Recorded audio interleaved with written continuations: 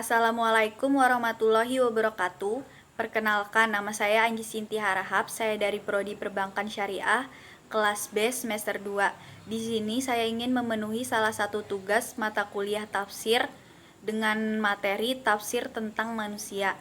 Selamat mendengarkan. Pengertian tafsir. Tafsir secara bahasa yaitu menjelaskan, menyingkap, dan menampakkan atau menerangkan makna yang absurd.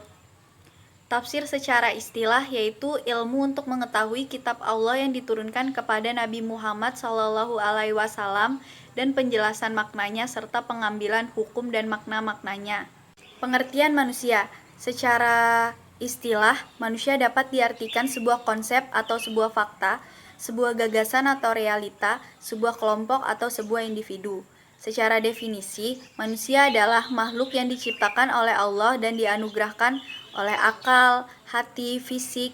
Yang membedakan antara manusia dengan hewan adalah akal. Materi pertama yaitu posisi manusia sebagai puncak ciptaan Tuhan di antara makhluk-makhluk lain.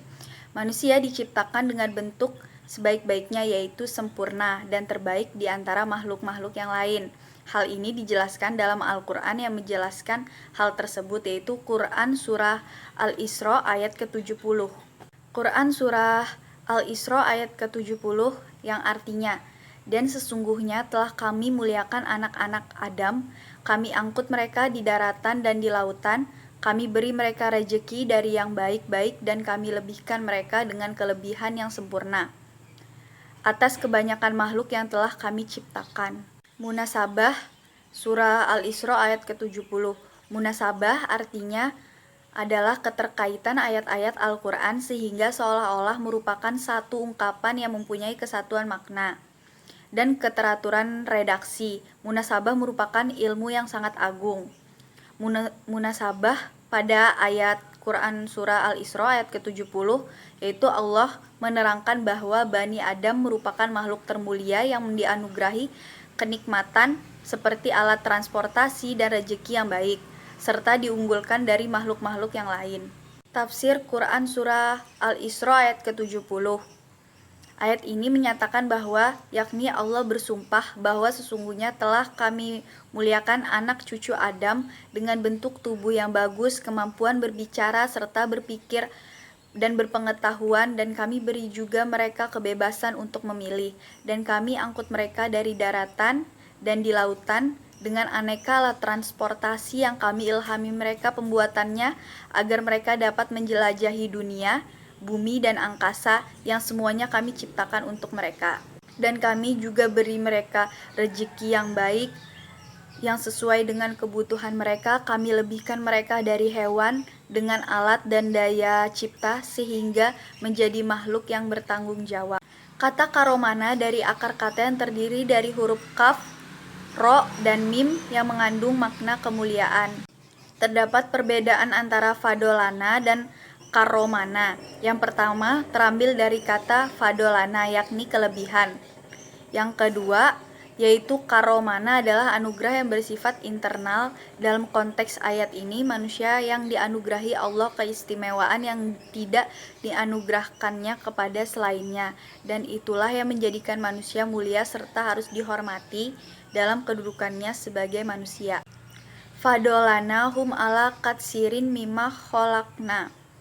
Pertama, penggalan ayat ini tidak menyatakan bahwa Allah melebihkan manusia atas semua ciptaan atau kebanyakan ciptaannya, tetapi banyak di antara ciptaannya. Atas dasar itu, sungguh ayat ini tidak dapat dijadikan bahwa manusia adalah makhluk yang paling mulia. Kedua, ayat ini mengisyaratkan bahwa kelebihan itu dibanding dengan ciptaan Allah dari siapa yang telah diciptakannya. Kata dari siapa merupakan terjemahan dari lafadz mimman yang terdiri dari kata min dan man. Kata man biasanya ditunjukkan untuk makhluk yang berakal. Di satu sisi kita dapat berkata bahwa jika Allah melebihkan manusia atas banyak makhluk berakal, maka tentu saja lebih-lebih lagi makhluk tidak berakal. Selanjutnya materi kedua yaitu tentang struktur potensi manusia, jasadiyah dan ruhiyah. Allah menciptakan manusia dari tanah dengan bentuk sebaik-baiknya disertai potensi masing-masing. baik potensi yang jahat ataupun potensi yang baik. Oleh karena itu, manusia harus menggunakan potensi tersebut sebaik-baiknya, meminimalisir potensi jahat dengan mengoptimalkan potensi baik, seperti yang dikemukakan dalam Quran Surah Sahat ayat ke-71 sampai 72. Quran Surah Sahat ayat 71 sampai 72, yang artinya, ingatlah ketika Tuhanmu berfirman kepada malaikat, sesungguhnya aku menciptakan manusia dari tanah, maka apabila telah kusempurnakan kejadiannya dan kutiupkan kepadanya roh atau ciptaanku, maka hendaklah kamu tersungkur dengan bersujud kepadanya. Munasabah Quran Surah Sahat ayat 71 sampai 72. Pada ayat ini diterangkan keengganan iblis untuk taat kepada perintah Allah, yaitu menghormati Adam. Itu disebabkan karena kedengkian dan kesombongannya. Demikian pula orang kafir, enggan menerima dakwah Rasulullah dan selalu menentang karena kedengkian dan kesombongannya sebagaimana yang dilakukan oleh iblis. Tafsir Quran Surah Sahat ayat ke-71 sampai 72. Tafsir ayat ke-71. Ingatlah ketika Tuhan berkata kepada para malaikat, sesungguhnya aku akan menciptakan manusia dari tanah. Para malaikat berbantah-bantahan ketika Tuhan mengatakan kepada mereka tentang rencana penciptaan manusia. Aku akan menciptakan manusia dari tanah.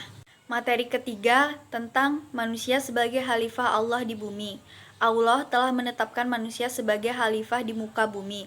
Ayat ini menerangkan misi manusia sebagai khalifah di muka bumi, yaitu Quran Surah Al-Baqarah ayat ke-30, yang artinya, ingatlah ketika Tuhanmu berfirman kepada para malaikat, sesungguhnya aku hendak menjadikan seorang khalifah di muka bumi. Mereka berkata, mengapa engkau hendak menjadikan khalifah di bumi itu orang yang akan membuat kerusakan padanya dan menumpahkan darah, padahal kami senantiasa bertasbih dengan memuji engkau dan mensucikan engkau. Tuhan berfirman, sesungguhnya aku mengetahui apa yang tidak kamu ketahui. Munasabah Quran Surah Al-Baqarah ayat ke-30. Pada ayat-ayat ini Allah menerangkan nikmatnya yang jauh lebih besar yang disyukuri oleh semua keturunan Adam alaihi salam dengan cara menaati perintah-perintahnya serta menjauhkan diri dari kedurhakaan dan kekafiran terhadapnya. Nikmat tersebut adalah diangkatnya manusia sebagai khalifah di bumi. Tafsir Quran Surah Al-Baqarah ayat ke-30. Ketika Allah memberitahukan kepada umatnya bahwa dia akan menjadikan Adam sebagai khalifah di bumi, maka para malaikat itu bertanya mengapa Adam yang akan diangkat menjadi khalifah di bumi, padahal Adam dan keturunannya kelak akan berbuat kerusakan dan menumpahkan darah di bumi.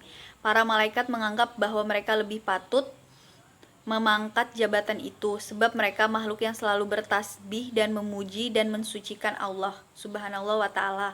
Allah tidak membenarkan anggapan mereka itu, dan dia menjawab bahwa dia lebih mengetahui yang tidak diketahui oleh para malaikat.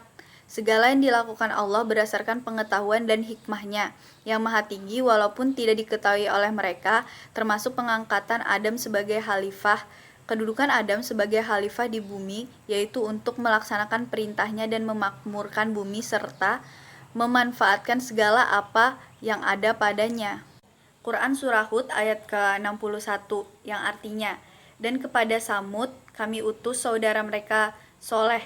Soleh berkata, hai kaumku, sembahlah Allah sekali-kali, tidak ada bagimu Tuhan selain Dia. Dia telah menciptakan kamu dari tanah dan menjadikan kamu pemakmurannya. Karena itu mohonlah ampunannya, kemudian bertobatlah kepadanya. Sesungguhnya Tuhanku amat dekat rahmatnya lagi memperkenankan doa hambanya. Munasabah Quran Surah Hud ayat ke-61.